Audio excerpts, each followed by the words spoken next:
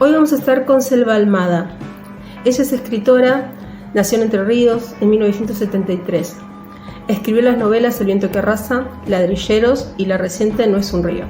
Y también la crónica mucho más conocida Chicas Muertas, que trata sobre el femicidio de 3 jóvenes en los años 80 en el interior del país. Selva, ¿por qué escribís? Me entretiene, me divierte, más allá de que mis libros en general no son muy divertidos, pero disfruto mucho cuando estoy empezando algo, porque es como, bueno, hasta encontrarle la vuelta o hasta encontrar por dónde quiero que vaya. Generalmente escribo muchísimas veces la primera página o los primeros párrafos de una historia, hasta que siento que le encontré el tono. Me parece que siempre el tono tiene que estar en el primer párrafo. Entonces hay que buscarlo al principio. Después me divierte pensar en los personajes, buscarles nombres, pensar qué harían, qué les gusta, qué no les gusta, cómo son. Toda esa parte del trabajo me divierte mucho. Entonces había como una mirada un poco prejuiciosa acerca de las literaturas que se escribían en el interior de Argentina. Y por ahí una idea también de clase, clasista, de pensar que los personajes regionales, muchas veces de clase baja, sin educación, no pueden ser al mismo tiempo personajes complejos dramáticamente. Bueno, por eso un poco mis textos o mi obra o mi intención como escritora también pasa por ahí, por trabajar con personajes que a veces son hasta analfabetos, pero que tienen un mundo interior muy, muy rico y un plan de obra. Cuando empecé a escribir la primera de las novelas de lo que yo después llamé trilogía de varones, que es El viento que arrasa, la verdad que no es que había planeado escribir 3 novelas sobre el universo masculino, sobre las masculinidades. De hecho, cuando empecé a escribir El viento que arrasa, era un cuento, iba a ser un cuento, parte de una serie de cuentos que yo quería escribir, y después, a medida que empecé a trabajar la historia, que además la historia, cuando en su germen, estaba más centrada en el personaje, en el único personaje femenino que hay en la novela, que es Leni, la hija del pastor. Pero bueno, en las reescrituras, o sea, como relato no me terminaba de convencer como cuento. Cada vez que volvía a ese borrador se iba abriendo más, iban apareciendo más cosas y bueno, y así terminó derivando en una novela, en mi primera novela, porque yo hasta ese momento solamente había escrito cuentos. Y en la medida en que fue creciendo ese relato, también fueron creciendo los personajes masculinos, sobre todo los hombres adultos de la historia, que son el pastor y el mecánico, y Brauer. O sea que de repente yo me vi como involucrada en una historia que hablaba más de las masculinidades, de la paternidad, de la relación de un padre con su hija o de un padre con un supuesto hijo, y de la relación de esos hombres con Dios. Que bueno, si nos lo ponemos a pensar, bueno, Dios, o sea, el gran macho de la historia occidental, ¿no? Con la segunda novela, con Ladrilleros, que yo la empecé a escribir muy poco después de terminar El viento que arrasa y antes de que se publicara El viento que arrasa, ahí ya se me había planteado, sí, más claramente un universo de masculinidades, porque bueno, ya había la novela nace por una anécdota que me contaron, y ya en esa anécdota es como que se desplegaban todas las plumas de la masculinidad y del machismo, empezando con ese duelo a cuchillo, donde bueno, están malheridos los personajes y esos personajes son varones.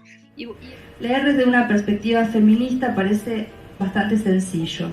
Ahora, cuando se trata de escribir, a mí la cosa ya no me resulta tan clara. Por supuesto, hay un montón de estudios, ensayos, no ficción feminista. Pero ¿qué pasa cuando hablamos de la ficción? A mí, como escritora y feminista, ¿me interesa escribir historias en ese sentido? Como dije al principio, a mí no me interesan los temas de la literatura.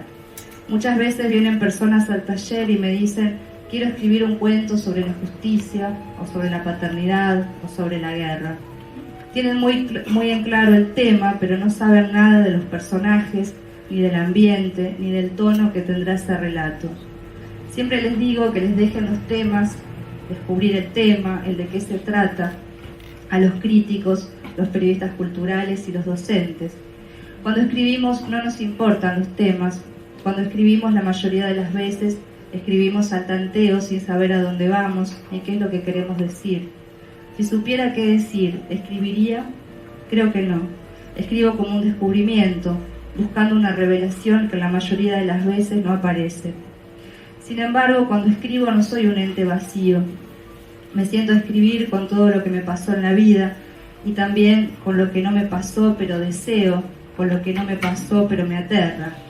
No puedo negar la mirada que tengo sobre el mundo y sobre las cosas cuando escribo. Entonces seguramente algo de mi mirada feminista se cuele en mis textos sin que yo ni siquiera lo advierta. Anteriores, que son El viento que arrasa y Ladrilleros, no tienen, digamos, no están vinculadas ni desde la trama, ni desde los personajes. Son novelas que se pueden leer tranquilamente, de manera independiente, y ni siquiera en el orden en que fueron escritas y publicadas.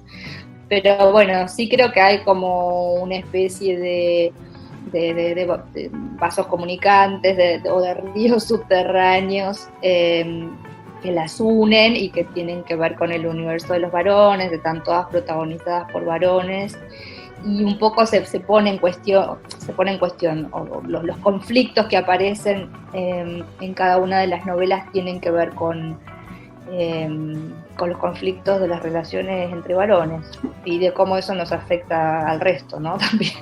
Claro.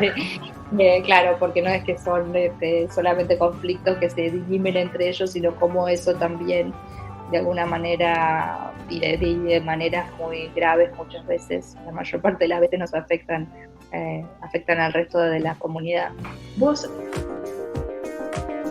De cualquier manera, digamos, me parece que más allá de que los varones sean protagonistas y que de todos estos aspectos que mencionabas, creo que la fortaleza del tema tiene que ver con la indagación concreta en los tipos de vínculos que se construyen. Principalmente, me parece como bastante atravesados por la violencia, ¿no? Sí, bueno, eso sí, está muy presente, sobre todo porque ya la novela arranca con una escena bastante violenta, que es la pesca, esa pesca de una raya gigante que supone horas y horas de estar ahí luchando con en realidad no luchando con el animal que trata de quedarse en su lecho, en el lecho del río que es su casa, y los hombres tratando de sacarlo de ahí, de arrancarla de ahí, y después que una vez que es sacada a la superficie, la ultiman de un tiro. Que fue en realidad esa fue la escena, que es una anécdota que a mí me contaron, que me dio muchas ganas de escribir algo sobre eso, con eso, o a partir de eso. Y bueno, y después es este acto violento con el que inaugura la novela, repercute en otros actos de violencia a partir de los lugareños defendiendo su monte, su río y todo lo que habita en esa isla. Así que sí, está bastante presente siempre la violencia.